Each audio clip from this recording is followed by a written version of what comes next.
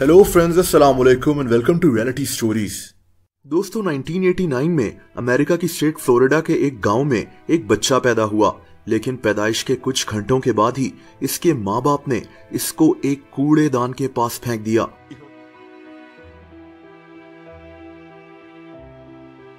आसपास गुजरने वाले लोगों की नजर इस पर पड़ी और इन्होंने पुलिस को इत्तला कर दी। 2 दिन हॉस्पिटल में गुजारने के बाद इस बच्चे को 2 मियां बीवी ने अडॉप्ट कर लिया, नेथन और बेटी फिगर्स ने। इन लोगों ने इस बच्चे का नाम फ्रेडी फिगर्स रख दिया।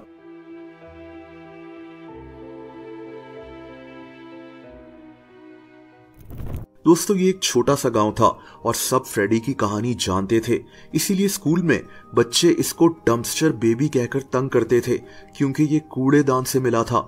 लेकिन फ्रेडी ने कभी भी इन बातों को दिल पर नहीं लिया।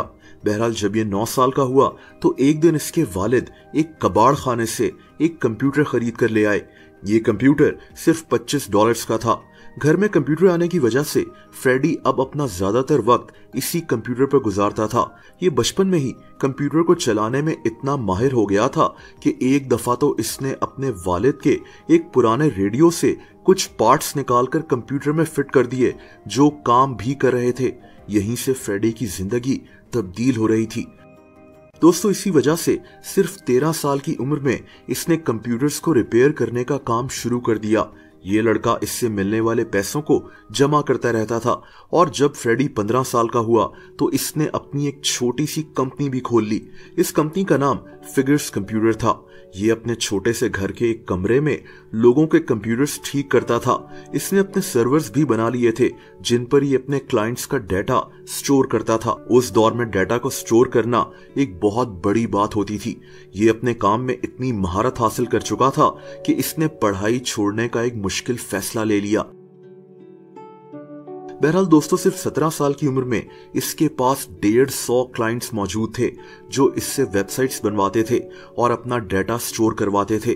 दोस्तों वक्त गुजरता गया और फ्रेडी तरक्की करता गया। 2012 में जब ये 23 साल का हुआ तो इसने एक जीपीएस ट्रैकर प्रोग्राम बनाया और इसको एक कंपनी को $22 लाख में बेच दिया। दरअसल इसके वालिद को भूलने की बीमारी थी और इसने एक ट्रैकिंग डिवाइस बनाई थी जो ये अपने वालिद के जूते में रख दिया करता था ताकि अगर इसके वालिद रास्ता भटक जाएं तो ये उनको उस डिवाइस से ढूंढ सके।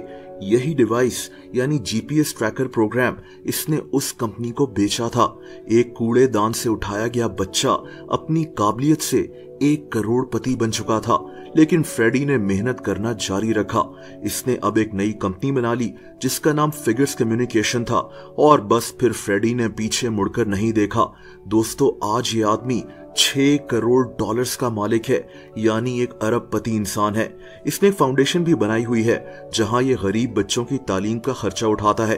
दोस्तों जब कोई मुश्किल आती है तो हौसला छोड़ने के बजाय हमें उन रास्तों को देखना चाहिए जिसके जरिए हम तरक्की कर सकते हैं। फ्रेडी भी चाहता तो सारी जिंदगी बस खुद को एक कूड़े में पैदा होने वाला बच्चा समझता रहता, लेकिन इसने मेहनत का रास्ता चुना। पॉजिटिव सोचें, मेहनत करें और बस अल्लाह ताला से दुआ करें। इंशाल्लाह एक ना एक दिन इंसान को उसकी मंजिल मिल ही जाती है।